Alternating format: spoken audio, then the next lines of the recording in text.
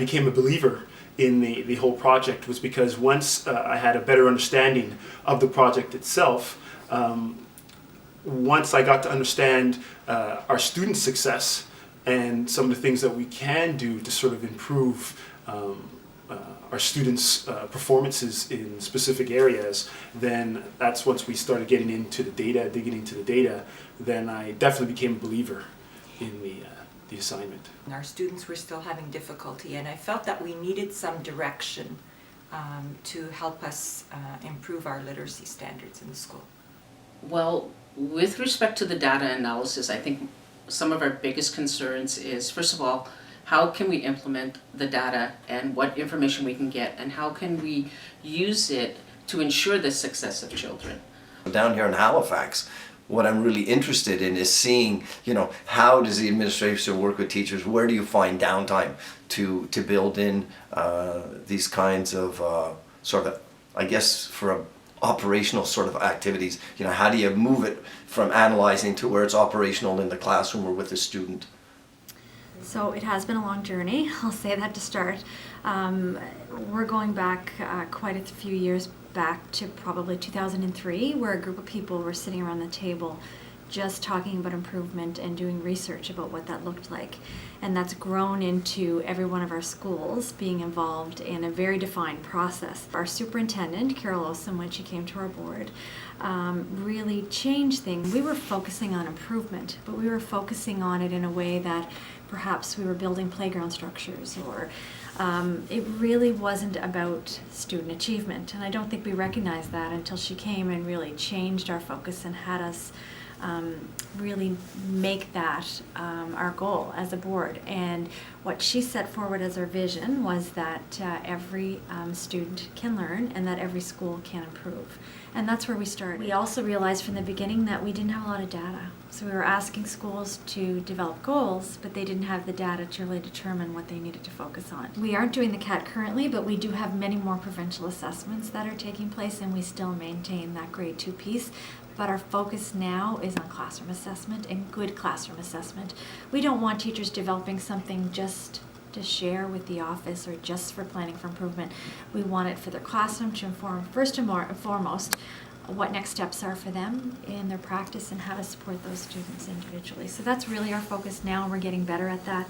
Teachers are getting much better at that over time. I guess with every process, it's getting started. It's establishing a really strong communication within your staff and your community. It's people working together and recognizing that we are in it together, and working together closely to identify our needs and to continue on with a process that really makes a difference in children's lives. I think the most difficult part of the process of PFI is really narrowing in what you need to focus on, because PFI also involves teacher change and teacher growth, and knowing and having true conversations on where we're at. And if there's a weaker spot in instruction, then you identify it and work through it. I think that that's key, and having those tough conversations, I think, is a big piece of the challenge. But when you walk through it, you feel more confident, and you can move on to the next piece that needs to be improved. The planning for improvement process technically should be good classroom teaching and assessment. A lot of the time when we would meet in our professional learning communities, if I brought up the word planning for improvement, teachers were really concerned that this whole process wasn't important. They didn't see the value, when really it was just about what they were doing in their classrooms and how to improve it. The most difficult part for me as a classroom teacher, I think in the beginning, was to buy into the process. Originally we saw it as something else, an extra, that was handed down from our board that they wanted us to do. Throughout the process, a lot of teachers, including myself, we learned that this was just really another way for us to be focusing on our improvement, our best practice in our classroom, to look at assessments and data for the positive change and improvement of our students. So the challenge that started out in the process actually became one of the better learning experiences.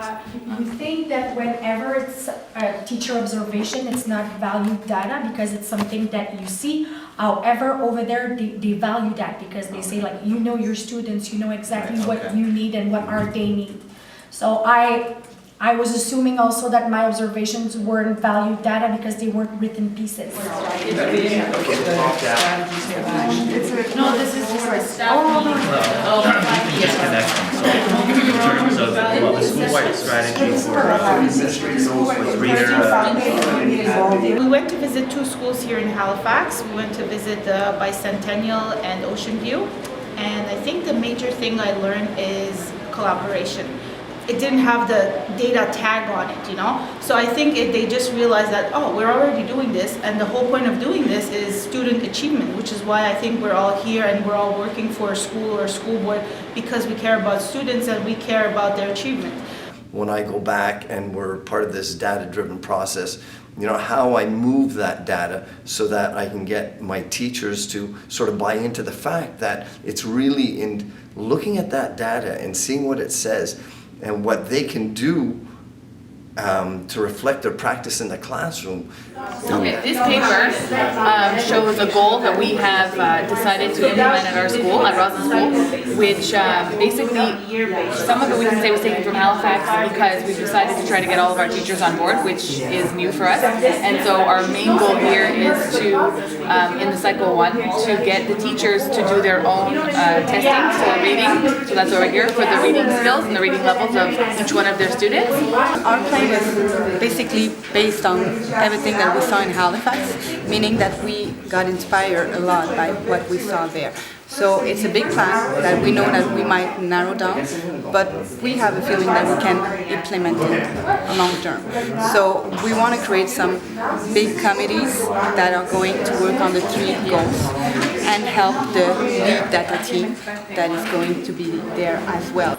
The main comment was it was a big plan, and we agree completely. So that's why we think that we're gonna narrow it down. So maybe to focus on literacy, maybe for the year to come. I believe you already met as a data team to go over your visit and look at the Yes, because it was one of our goals. Ultimately, was to discuss and have the input of the staff before we continue to work on our action plan, because we want to have everybody on board. So we needed to have their opinions. And how did you do this? Well, we prepared a PowerPoint presentation that we presented at a staff meeting. And the PowerPoint presentation was? It was about our visit, our journey to Halifax. I think it clarified a lot of questions from the staff, because we had a lot of staff members wanting to know what we were doing over there. What do we want, what exactly are we going to apply for, and then what measures are we putting in place to support, and that's pretty much the bulk of our conversation here. Yeah, we're trying to find something that's realistic, yeah, that's doable. But if it's something that's simple, that you can put into place, you can build, you know, the expertise in-house, and it gives you something back that's going to help a child. So today we did visit the Roslyn School. We looked over their building and we saw what is it that they were doing in class, like some of the projects and some of the things like the daily fives, and we got a very good idea of what is it that they're doing in their school life. We also discussed about our visit in Halifax. We reviewed what it is that we learned from them, and we also got to work on our school plan that we want to implement next year. And so we're talking about, you know, 2, 3, maybe even 4 or 5 year plans, and sort of getting us from where we are now to this better learning environment for our students and all the steps that it's going to take. So really this is just the beginning for us.